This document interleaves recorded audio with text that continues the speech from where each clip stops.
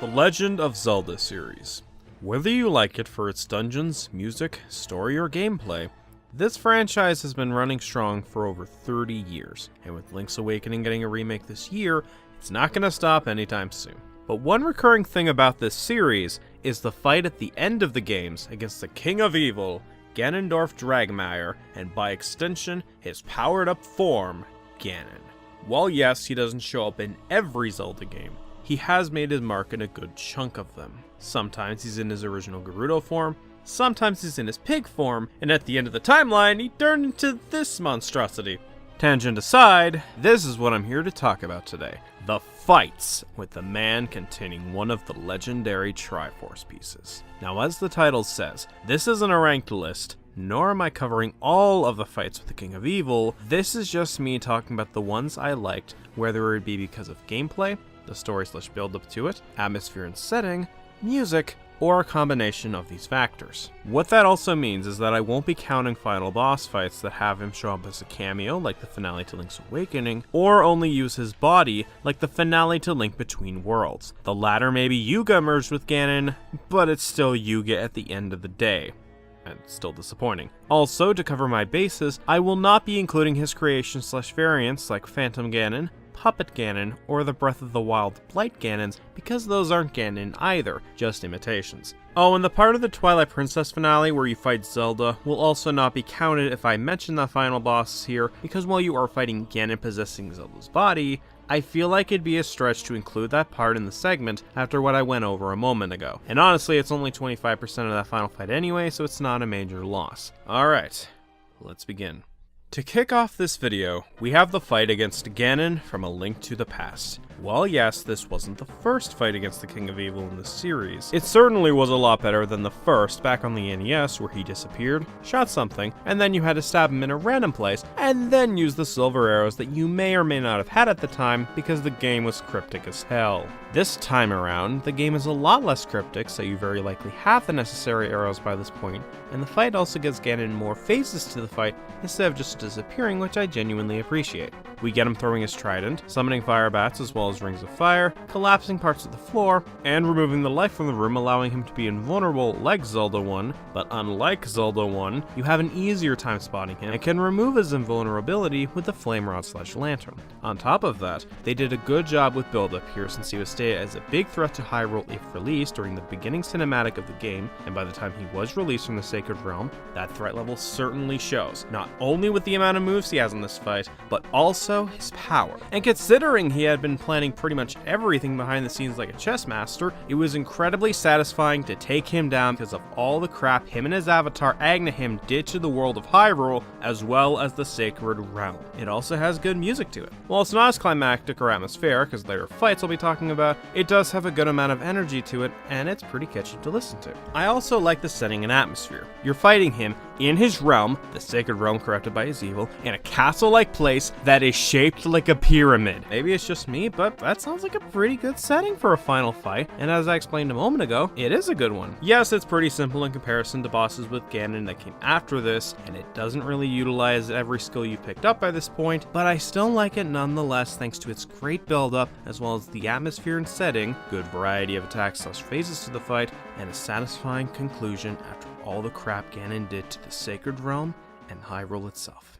Next up on the list is the fight against Ganon that split the Zelda timeline into 3. Yep, I actually enjoy the fight against Ganondorf in this game, contrary to what a list from 5 years ago states. Then again, the remake of said list that has only one of the original entries proves that the original list is invalid and should be ignored when it comes to my opinions of said bosses, but I digress. Like the previous fight, this game had a pretty good amount of build-up to the fight. Being responsible for the death of the Great Deku Tree, effectively being 2 steps ahead of young Link throughout the first half of the game, to the point where getting the 3 emblems to open the Temple of Time was exactly what Ganondorf wanted since he needed it open to get access to the Triforce, taking over Hyrule itself, and leaving the world in near ruin on top of creating monsters to deal with the sages that could potentially seal him up. Yeah, based on that, it sounds like it's going to be hella satisfying to defeat him in battle, and sure enough, it is. Hell, when you get to the top of the castle to fight him, it has a good setup for it, with Ganondorf playing the organ/piano, Zelda trapped in a crystal, then the pieces activate, and the organ stops. We get some silence for a bit, and then BAM! Navi's out of action, Zelda's nowhere to be seen, and the fight begins with an exhilarating tune and Ganondorf floating in the air. That's certainly one way to get me excited for a boss fight. And yes, a good chunk of Phase 1 is basically the whole energy tennis shit we got in the Phantom Ganon fight back in the Forest Temple, but I still like it because unlike last time, it's the real Ganondorf participating in it, and he also has some different moves as well. Or you could just use the bottle to deflect it. I mean, hey, if the hero business doesn't work out, Link could make a good milkman. So once you take down the man that brought so much pain and misery to Hyrule, as well as a pretty good escape sequence, it's not really Phase 2, but whatever, the actual Phase 2 begins, and it gets much, much better. Consumed by anger and hatred for Link due to him standing up against him and defeating him in battle, he unleashes the full power of, well, the Triforce of power, and becomes Ganon, as the area around you is surrounded in fire, potentially symbolizing his hatred and rage for the hero of time, as everything begins to darken. Only illuminated for a bit when Ganondorf transforms into Ganon, and then the light fades. We don't even see Ganon's true form in color here, just really, really dark, almost a silhouette, save for the swords and occasional lightning strikes to showcase more of his true colors and form. Like the Ganon fight in the Link to the Past, this one is just as powerful / strong. Yes, he doesn't have as many attacks, but the atmosphere helps make up for it, as well as the great music in this part as well, coming across as not only bleak and discouraging in the face of this monster, but also comes across as the last stand for Link and Ganon. After all that went down, this is it. The fate of Hyrule rests on the victor of this fight. Hell, the first half of this phase has you without the Master Sword, meaning that you have to rely on other tools that you got in your adventure for a bit until you can get it back, which is something I wanted from the last entry, but at the same time, I feel like there could have been more. Maybe horseback, since you did use that skill a bunch in the game? But regardless, it's an aspect I do like, because it feels like a test of all that I've achieved / gotten thus far, and it's executed pretty well for the most part, thanks to the first half removing the sword and forcing you to use other means to stop him. Or you could just use the big Goron sword. That works too. And the finale where you stab Ganon in the head and he's sealed away in the Sacred Realm, it's a nice touch of the finale of this great game, especially because of all the shit Ganon did prior to this. So yeah, with a great build-up, great fights involving multiple phases to it, even if it is two, and great atmosphere / music, the Ganondorf fight in Ocarina of Time was a great one, and it set the groundwork for future fights with the King of Evil to take advantage of. For the most part, at least.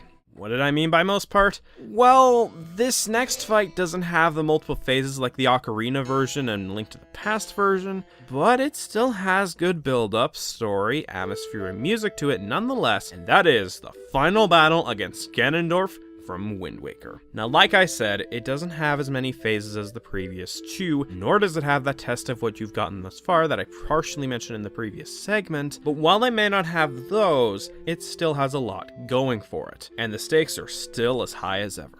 Unlike Ocarina and A Link to the Past, we have a different portrayal of Ganondorf. Not fully a chess master like he was in Ocarina and Link to the Past, not a king of evil consumed by rage like he was in Ocarina. Here we have a Ganondorf focused on one thing: revenge.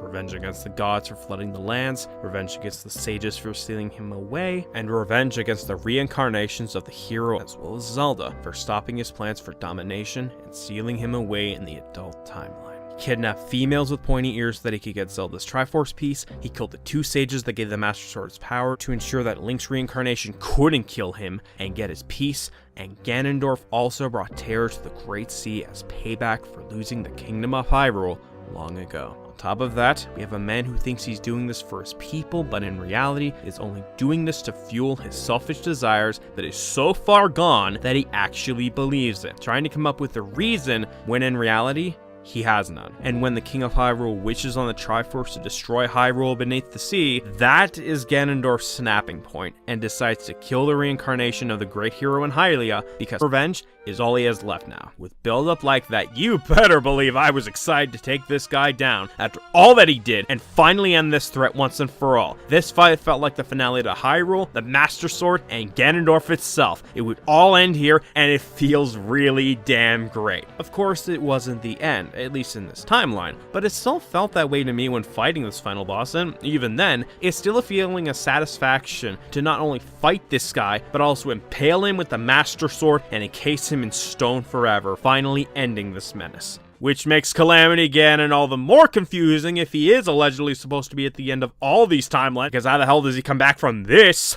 But I digress. I also like the atmosphere / setting of this fight. You're fighting the former King of Evil on the roof of his tower as the waters of the Great Sea begin to flood Hyrule itself, and it's also raining, symbolizing that Ganondorf is like a storm and must be stopped in order for the rainbow, or in this case the light that is Zelda and Link, to emerge and return to the land, or well, Great Sea in this case. It's a really nice touch, helped further by the powerful as well as fantastic to listen to score used in this fight. And sure, it's basically a sword fight with Ganondorf for most of it, but I still like it. Certainly more than the energy tennis, and even Zelda gets to contribute to it by shooting light arrows at him for a bit instead of just standing around. Hell, even after she gets knocked out for a bit and gets back up, she still helps out Link by redirecting the arrows to his mirror shield and hitting Ganondorf with a reflected attack, resulting in a great finisher where, like Ocarina, he jams the sword into his head, but this time it stays there and turns Ganondorf to stone, ending the storm that he became and ensuring a hopeful future for the Great Sea. It's an incredibly satisfying fight with great music, great build-up that I think may be even better than Ocarina's build-up, and a more interesting / complex as well as darker portrayal of Ganondorf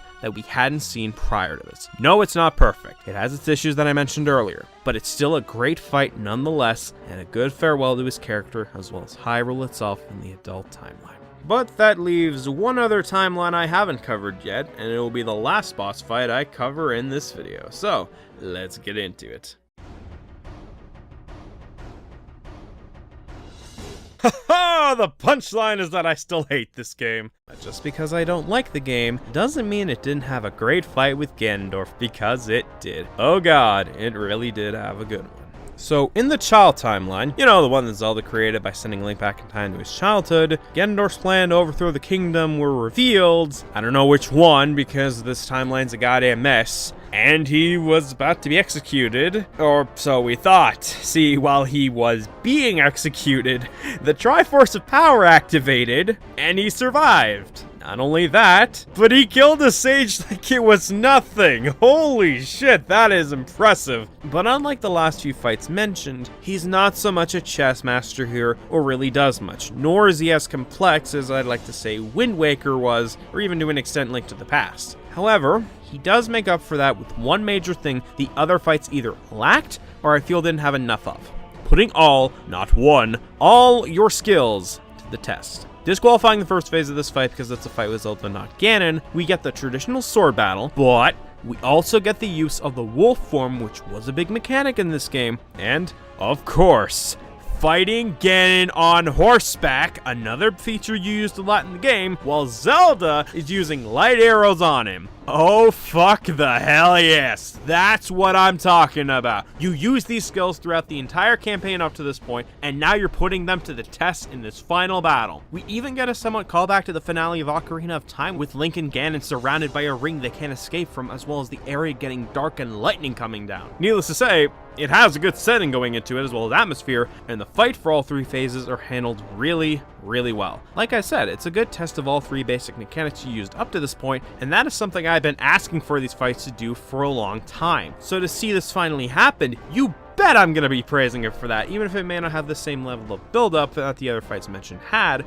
or again, a Ganondorf that's not as complex or interesting as Ocarina or Wind Waker. Basically, the build-up for this final boss fight as well as characterization may not be as good, but the gameplay itself for all the phases makes up for it. Speaking of makeup, like before, the music also does a damn good job setting the mood of this fight to me. Maybe even more than Wind Waker's. We get chants in the Ganon phase, we get drums for both that and the final phase, but I digress. This is a really good finale to Twilight Princess, and while it may not have a Ganondorf as active as previous examples, it definitely makes up for that with the atmosphere and music, the phases that test you in all three basic mechanics used throughout the game, topped off with a great final phase between two great swordsmen, and a satisfying conclusion where Ganondorf is dead and the Twilight Kingdom is saved. So yeah, while I may not like the game, I can admit it had a great finale and great fight with the Gerudo King. So I guess that leaves, is there another fight with Ganon, right?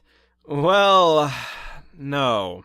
While I did play through Breath of the Wild, I found the final fight with Calamity Ganon to be a massive letdown in comparison to the others I have mentioned in this video. I know there are those who like this fight, and absolutely more power to you if you did like this fight, but I feel like it could have been handled a lot better, especially considering the big amount of build-up this version of Ganon had thanks to the backstory of the game prior to the final fight. But that's just me. What are your favorite fights with Ganondorf/Ganon in the Zelda series? Have you played a Zelda game? Let me know in the comments below. I'm interested to see what you have to say. Special thanks to my patrons Susan the Caria Fan and Emerald Star Productions, and until we meet again, I'm David Grimm, and thanks for watching.